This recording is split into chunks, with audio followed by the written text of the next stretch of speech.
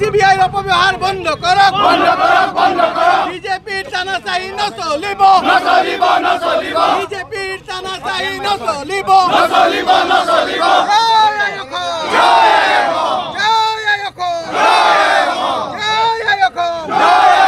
अरविंद केजरीवाल जिंदाबाद जिंदाबाद जिंदाबाद अरविंद केजरीवाल जिंदाबाद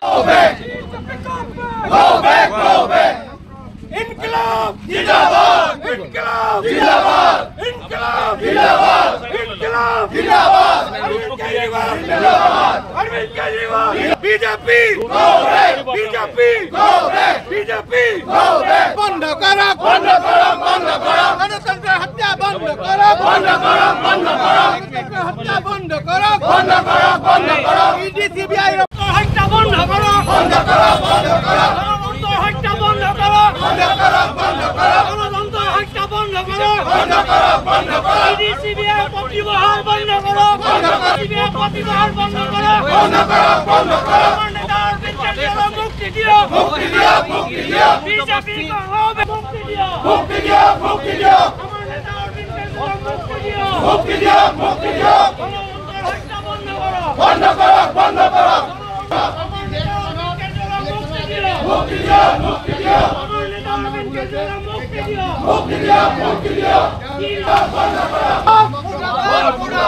बीजेपी मुर्दाबाद बीजेपी मुर्दाबाद मुर्दाबाद मुर्दाबाद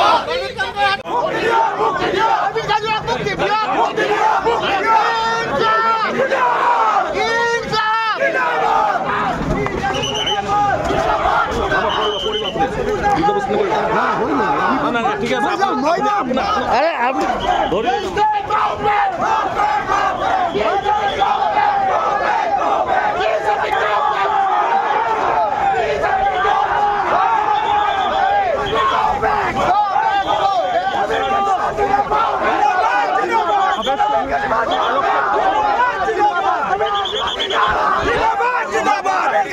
গণতন্ত্র বচাই ৰখা ৰাইজক সজাগ কৰা গতিকে আমি গণতান্ত্ৰিক পদ্ধতিৰে আমি ইয়াতে প্ৰতিবাদ কৰিবলৈ আহিছোঁ আমি এই প্ৰতিবাদ কৰিম আৰু আগন্তুক দিনতো কৰিম প্ৰতিটা জেগাত গৈ কৰিম প্ৰতিখন গাঁৱত কৰিম গাঁৱে চহৰে য'ত কৰিব লগা ৰাইজক আমি সজাগ কৰিম আৰু এই প্ৰতিবাদ আমি আগন্তুক দিনত নিৰ্বাচনত বিজেপিক পৰাস্ত কৰাৰ কাৰণে এই প্ৰতিবাদ আমি আপোনালোকে লক্ষ্য কৰিব ৰাইজে আমাক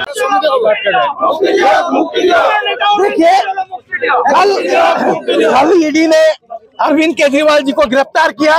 ये लोकतंत्र की हत्या है।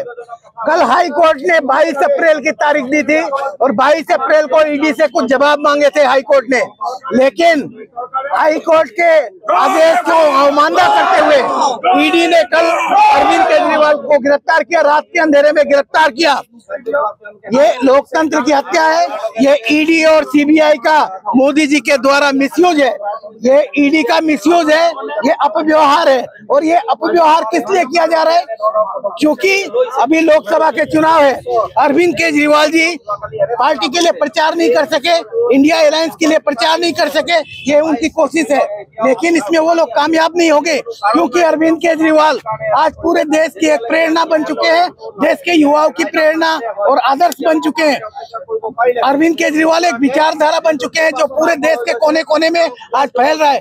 लाखों की संख्या में आम आदमी पार्टी के सैनिक अरविंद केजरीवाल जी की इस विचारधारा को लोगों के घर घर लेके जाएंगे और इस लोकसभा चुनाव में भारतीय जनता पार्टी को करारी हार देंगे।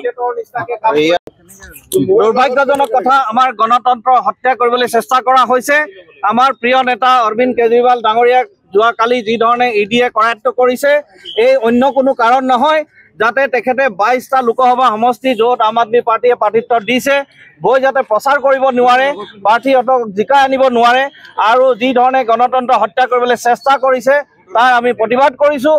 আৰু আমি এই ধৰণৰ গণতান্ত্ৰিক আন্দোলন আমি প্ৰতিটা অঞ্চলত কৰিম, প্ৰতিটা গাঁৱত যাম, ৰাইজক আমি সজাগ কৰিম যে এই ধৰণৰ প্ৰক্ৰিয়া কেৱল আৰু কেৱল বিজেপিয়ে গণতন্ত্ৰক হত্যা কৰিবলৈ চেষ্টা কৰিছে। আমি তাৰ প্ৰতিবাদ কৰিছোঁ, ৰাইজক সজাগ কৰিম। তেখেত এজন অৰবিন্দ কেজৰিৱালক যদি আজি জেলত প্ৰেৰণ কৰি ভাবিছে যে আমাৰ কণ্ঠ ৰুদ্ধ কৰিব পাৰিব তেতিয়াহ'লে নহয়। আমি হাজাৰ হাজাৰ চবেই অৰবিন্দ কেজৰিৱাল হৈ গাঁৱে ভূঞে যাম, ৰাইজক সজাগ কৰিম আৰু ৰাইজক আমি কম যে কি ধৰণে গণতন্ত্ৰ হত্যা কৰিবলৈ চেষ্টা কৰিছে আৰু আমি ৰাইজক সজাগ কৰি এই গণতন্ত্ৰ হত্যাৰ যিটো প্ৰক্ৰিয়া হাতত লৈছে তাক আমি বাধা দিম। ইয়াৰ জৰিয়তে আপোনালোকৰ কেনেকুৱা ধৰণৰ লোকচান হ'ব পাৰে বা লাভ হ'ব নেকি? না, আমাৰ লোকচান নহয়। আমি কেৱল আমাৰ নিৰ্বাচনৰ প্ৰচাৰত আমাৰ প্ৰিয় নেতাজনক আমি নাপাম, কিন্তু তথাপিও আমাৰ উচ্চতম ন্যায়ালয়ৰ প্ৰতি আমাৰ বিশ্বাস আছে, আস্থা আছে। তেওঁলোকে এটা উচিত ব্যৱস্থা ল'ব বুলি আমাৰ বিশ্বাস আছে আৰু এই বিশ্বাসতেও আমি নিৰ্বাচনটো আমি আগবঢ়াই লৈ যাম আৰু আমাক ৰাইজক আমি সজাগ কৰিম।